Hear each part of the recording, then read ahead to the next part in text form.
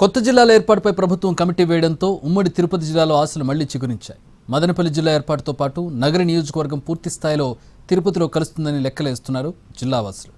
గత ప్రభుత్వం ప్రజల నుంచి పెద్ద ఎత్తున వచ్చిన డిమాండ్లను తోసిపుచ్చింది. రాజంపేట పార్లమెంట్ను అన్నమయ్య జిల్లాగా చేసింది. గత ఎన్నికల సమయంలో ఇచ్చిన హామీల నేపథ్యంలో జిల్లాలో మార్పులు గ్యారంటీ అంటున్నారు. ఏపీలో కూటమి ప్రభుత్వం కొత్త జిల్లాల ఏర్పాటు, సరిహద్దులు, పేర్లు, మండలాల మార్పులు చేర్పులపై కసరత్తు చేస్తోంది. ఇటీవల 7 మంత్రులతో మంత్రివర్గ ఉపసంఘాన్ని ఏర్పాటు చేసింది. కేబినెట్ భేటీలలో జిల్లాలకు సంబంధించిన అంశాలను సీఎం చంద్రబాబు ప్రస్తావించారు. నెల రోజుల్లో నివేదిక ఇవ్వాలని కేబినెట్ సబ్ కమిటీని ఆదేశించారు. దీంతో జిల్లాల్లో ఎన్నో ఏళ్లుగా ఉన్న డిమాండ్లు తెరపైకొస్తున్నాయి. ముఖ్యంగా ఎన్నికల సమయంలో ఇచ్చిన హామీలు రెండూ కూడా సులువుగా అమలయ్యే అవకాశాలున్నాయని లెక్కలు వేసుకుంటున్నారు ఉమ్మడి తిరుపతి జిల్లా వాసులు. గతంలో మదనపల్లి జిల్లా కోసం పెద్ద ఎత్తున నిరసనలు సాగాయి.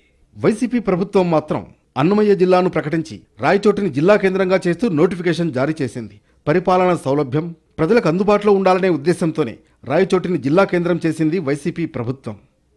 మరోవైపు వైసీపీ మినహా అన్ని రాజకీయ పార్టీలు, ప్రజా సంఘాలు మదనపల్లి జిల్లా నినాదంతో రోడ్డెక్కాయి.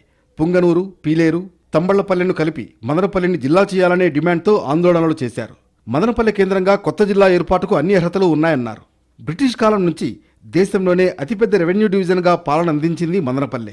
రాజకీయ పార్టీలు, ప్రజలు పెద్ద ఎత్తున ధర్నాలు చేపట్టారు. అయినప్పటికీ గత ప్రభుత్వం ప్రజల విజ్ఞప్తులను తోసిపుచ్చింది. అదే కొత్త జిల్లాల ఏర్పాటుపై కూటమి ప్రభుత్వం మదనపల్లిని జిల్లాగా ఏర్పాటు చేస్తామని ప్రకటించింది. ఇప్పుడు ఆ దిశగా ప్రయత్నాలు జరుగుతున్నాయి. మదనపల్లి జిల్లా ఏర్పడే అవకాశాలు 100% ఉన్నాయని అంటున్నారు కూటమి నేతలు.